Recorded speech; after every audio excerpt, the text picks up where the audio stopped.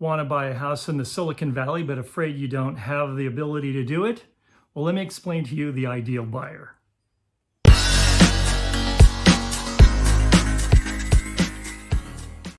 Hi, and welcome to another episode of Silicon Valley Real Estate with Stephen Smith.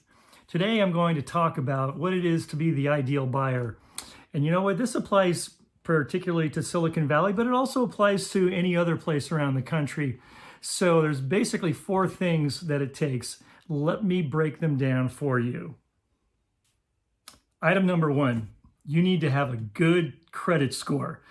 Unless you're paying with cash, then you better have a really good credit score, because the better credit score you have, the better loan you're going to be able to get. They're still selling fixed loans of 15 and 30 years. We're not into all the variables just yet, like adjustable rate mortgages. So the better credit score you have, the better off you're going to be at being able to secure that home of your dreams. Item number 2, you want to have a substantial down payment. You want to essentially have at least 20%. In fact, anything above that is going to be icing on the cake. If you have a really low down payment, then you're probably looking at an FHA loan for first-time buyers, or maybe a VA loan for vets.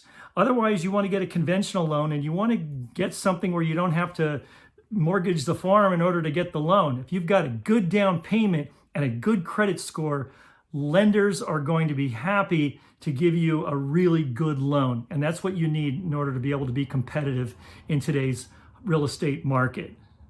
Okay. Item 3, you want to have good reserves. So what exactly does that mean? Well, you want to have good liquid reserves for the most part. So if you have cash in the bank, that's great. The more you have, the better. If you've got a great stock or bond portfolio, that's really good. Stuff that you can essentially liquidate quickly.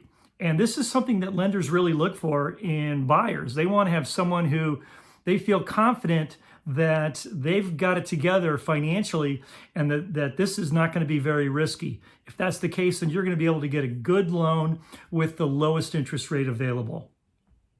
Item number 4, you want to have a low debt to income ratio, meaning that whatever your income stream is, or streams, you don't want to have that hugely offset by having a massive amount of debt.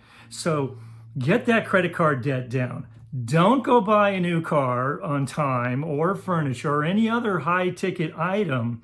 Make sure that you have as much as you can saved up, and that all your debts are basically free and clear as much as possible.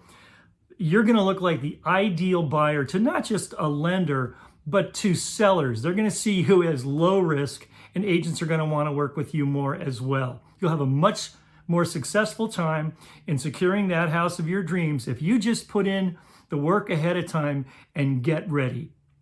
Well, that wraps it up for another episode of Real Estate with Stephen Smith. If you like what you hear, please leave a comment. I'd love to get comments. Also, if you're interested in selling, or if you're interested in buying in the Silicon Valley or San Francisco Bay Area, please reach out to me. My contact information is down below, and I would love to work with you. So until then, I will talk to you the next time. Thanks for watching.